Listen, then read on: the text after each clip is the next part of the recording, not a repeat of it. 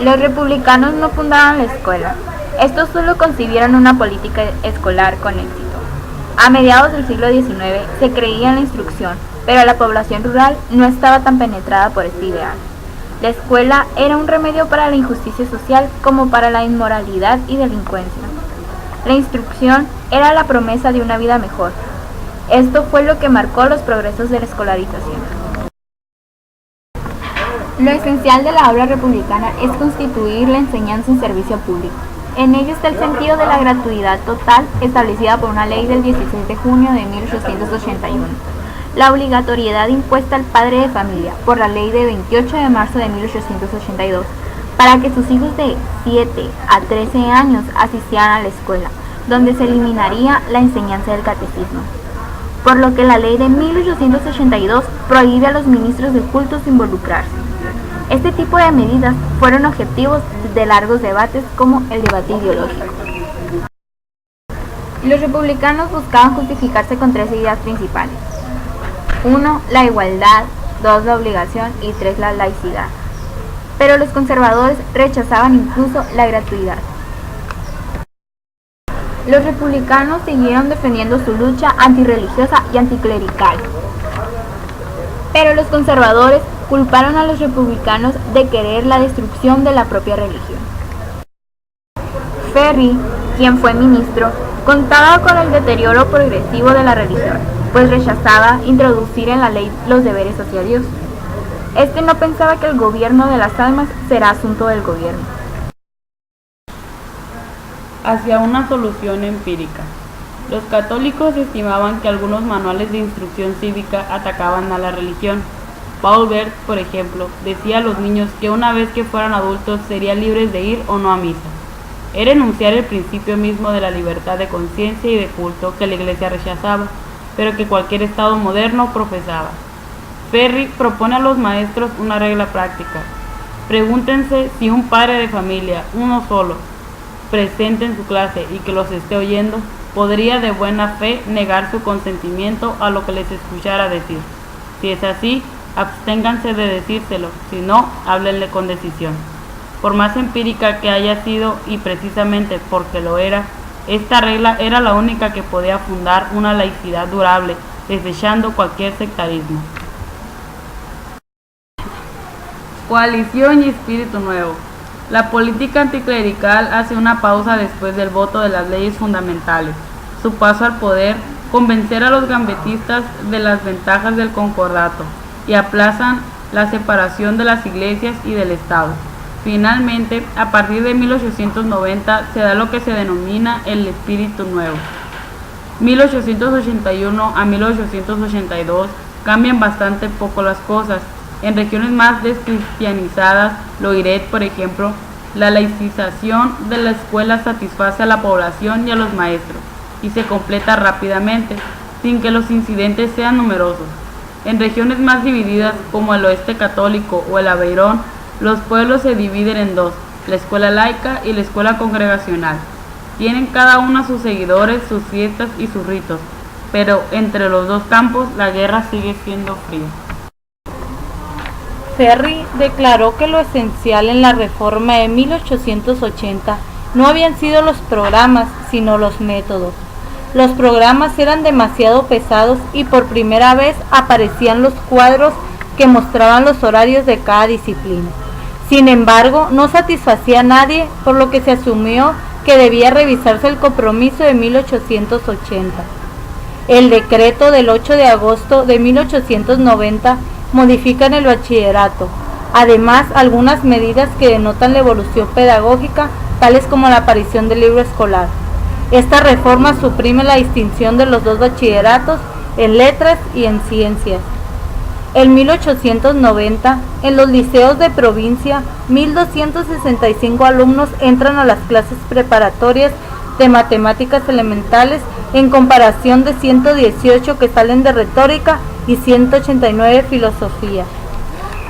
Víctor Duruy había dado un nuevo impulso a este tipo de enseñanza, fundando lo que se llama la enseñanza secundaria especial.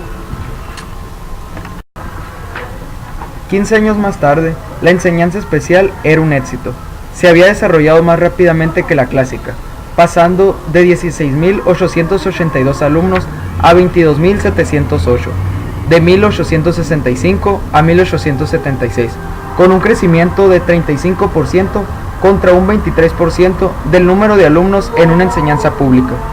El bachillerato deja de llamarse especial para llamarse moderno, mientras que la reforma de 1902 acaba la evolución. La enseñanza especial desaparece como tal, ya no hay más que una sección moderna de la enseñanza secundaria. En la estructura francesa, tener varias secciones en la misma escuela, con seguridad, era lo posible. Los profesores se sentían menospreciados en los patios de recreo. Los alumnos se hacían tratar de franceses o de no latino por sus camaradas de las secciones clásicas.